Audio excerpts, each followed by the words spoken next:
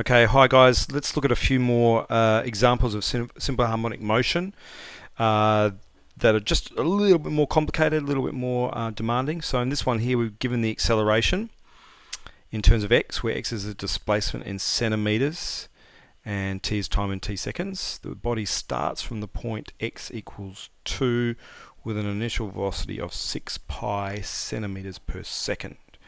So we want to find an expression for x in terms of t. Alright, so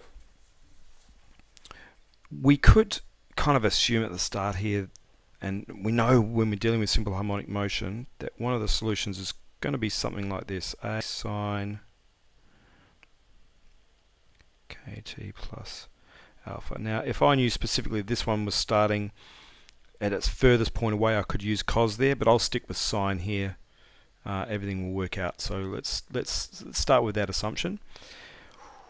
We also know here that when we write the second derivative, I use the shorthand notation. If it's doing simple harmonic motion, it's going to follow this differential equation here.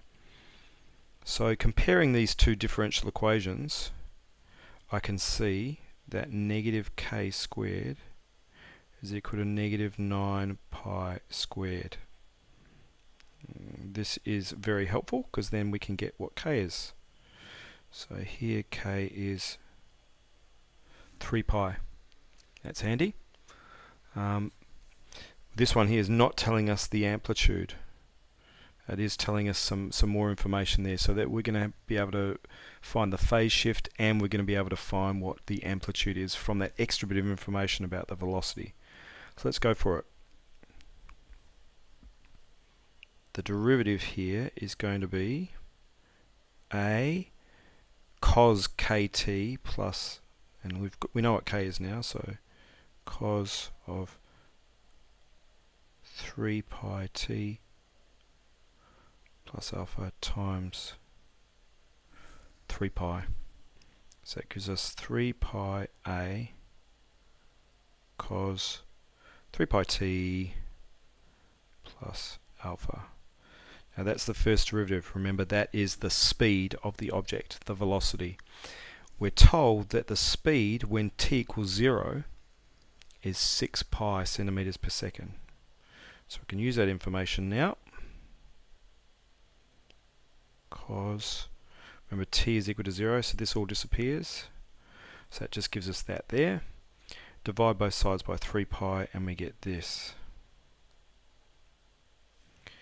2 is equal to a cos alpha. Alright. Now, recall earlier as well that we knew from the initial setup that we had x is equal to a sine kt. So we knew a sine alpha was equal to 2. We know that because it says that the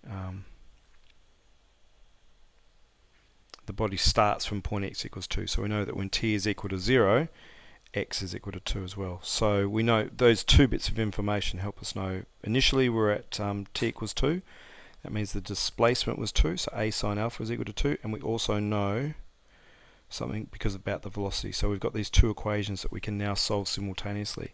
In fact, if we divide those two equations, that's going to get rid of the a. So if I go 1 divided by 2, it gives me sine alpha over cos alpha.